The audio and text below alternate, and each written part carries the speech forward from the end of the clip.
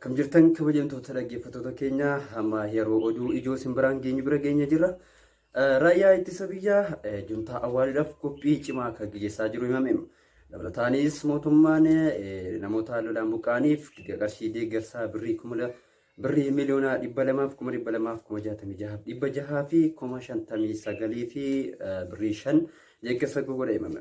Amma afarsaa hundasaa oduu bal'inaan biraan ga'uuf kallattiitti argama. Afarsaa itti fuudhanneessa yeroo kaastommoo gaardineetti yaada taatu kaastee bareedduudha fuudhanneessa.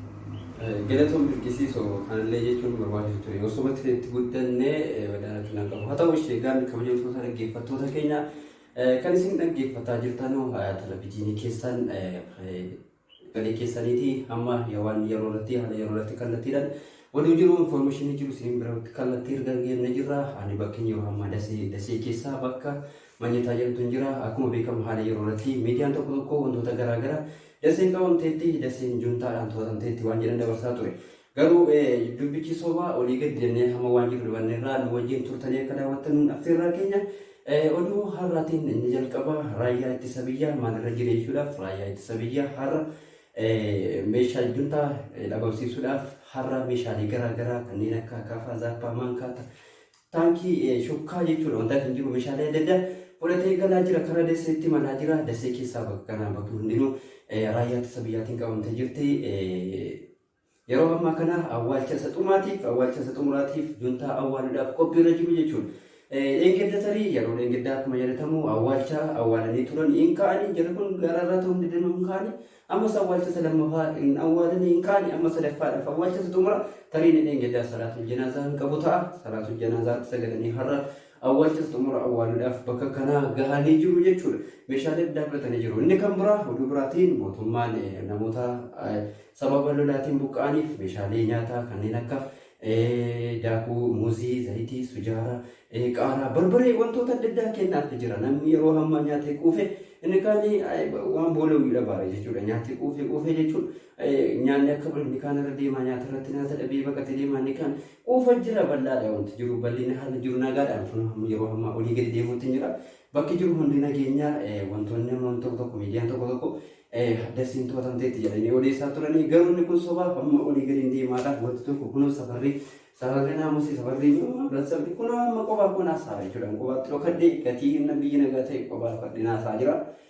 Kanaaf yeroo amma haalli jiru nagaadha. Biyyi keenya biyya tasgabbaa qabu manni keenya miidiyaa kan biraa hordofuun qabu miidiyaa sobaa hordofuun qabu miidiyaa sobanii maqaa mootummaa balleessan maqaa biyyaa balleessan kan uummanni beela'eera namni jedhan hordofuun qabu.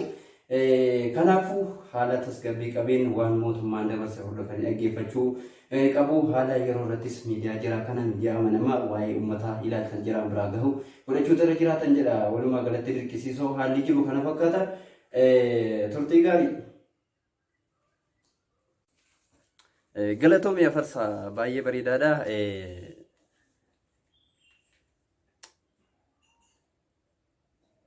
Maalama cinqiinsaa cinqiin kana hundaa afarsaa kana dhaqanumaa kana jedhe waxii gurraacha biddeen bilchaataa minaaminii waan jiru qofa himamaa rakkina qaba min chiggiraallo keessattuu nama beela'aa nama qunqoola kataarutti qalliin qalladama maal biyya keenya maal lamni wallaahi dirqamsa kan mootummaarra dirqamsa kan uummataa caala. Har'a callumitti waan hin jirre lafaa ooltee bor ilmaan kee qaba kun boris. Uummata kanatti beela'aan jirre marqaa kanatti kenne marqaa bilchaataa kenne mootummaan barbaree maaloo zayitii hakkennu hamma mootummaan kenne qatti godhaniitu himanii isa jedha. Wanti kun karaa biraatiin deeggarsa uummatarraa kutaara. Mootummaan kan hunda kenne kana gaazexeenyaan naqee afarsee galu uummanni jarsuun bakka deeggarsa argataniiru uummanni kan silaa gargaaru namni kan silaa harka bal'ifatu maal godhaa argataniiru jedhee harka dhaabaram karaa tokkoon. Har'a gammachanii har'a buluu qofa miti dubbiin. Har'a biddeenaa qofa jedhanii lammii ganuu miti. Wanti jiru qat godhamee hammi mootummaan deeggaree mootummaan galateeffatamuu qaba hamma sana irratti hamma deeggara irratti. Inni waan hin jirre fuudhee lakkaa'anii kana minnoo. Maalum beela malee wanti quufa miti waa'ee quufaa miti kana qalladan. Dhaaba kamiyyuu ta'e qaama kamiyyuu ta'e waa'ee nama beela irratti qalladuun badaa baay'ee wallahi rabbiin birattis har'as gumaa nama kaffalchiisa. Har'a yoo ta'udhis ilmaaniif hafa. Billaa aleikum keessaayyuu warri islaamaa gaazexeessitoonni islaamaa taatan rabbii keessa sodaadha. Waan hin jirre nafarsinaa. Maal? Rasuulli Rabbii alayhi salaatu wassalaam kafaa bilmar'i isman an yuhaddisa bikulli maa sami'a.